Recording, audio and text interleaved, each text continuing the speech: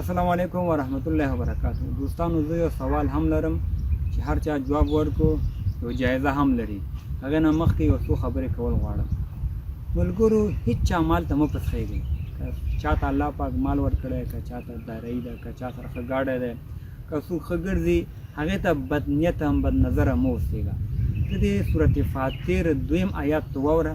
ما يفتح الله للناس من رحمة فلا ممسك لها وما يمسك فلا مرسل له من بعده وهو العزيز الحكيم.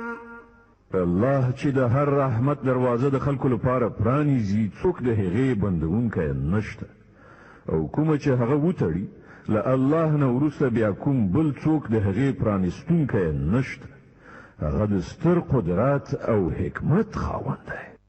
الله پاک دې آیات کې څه شی وایي چې الله پاک چاته د خیر دروازه خلاصه کړي، د هغې بندونکی نشته. که الله پاک چاته د خیر دروازه چا باندې وتړي، د هغې خلاصونکی څوک نشته دی. نو ته که څومره ځان وخورې چې الله چا باندې د خیر دروازه خلاصه کړي دي، ستا په خبرو باندې، ستا په بدنیتي باندې خپل ځان به ووژنې، خو الله هغې باندې خیر دروازه خلاصه کړې ده. ټوله دنیا، ټول انس جنس چې یوځای شي، دا خیر دروازه هغې باندې څوک نشي تړلی. ځکه الله وایي چې ما چا باندې د خیر دروازه خلاصه کړه، د دې بندونکی څوک نشته. نو ته څه کاری بیا یو چا مال ته پسخېږي، یو چا مال ته بدنیته کېږي. الله به هغې باندې خیر دروازه خلاصه کړې وي. یو امتحان کې به الله اچولی وي. ډېر مال هم امتحان دی، غریبي هم امتحان دی.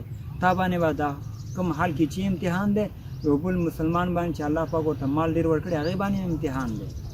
نو ته څه ضرورت دی چې یو چا مال ته پسخېږي، یو چا مال ته بد نظره کېږي؟ هغې باندې الله خیر دروازه خلاصه کړې ده. نو هېڅکله یې چا مال ته مه پسخېږي، ځکه چې الله پاک چا باندې خیر دروازه خلاصه کړي، انس جنس هغه نشي بندولی. که چا باندې خیر دروازه وتړي، انس جنس هغه نشي خلاصولی. زما سوال دا دی، جایزه هم لري، کافر په کوم شرط باندې جنت ته تللی شي؟ چې کافر مړم شي، چې بلکل کلمه مو نه وي، نو هغه کوم شرط دی چې هغه جنت ته تللی شي؟ که دې جواب چا راکړ، انشاءالله جایزه به هم ولري.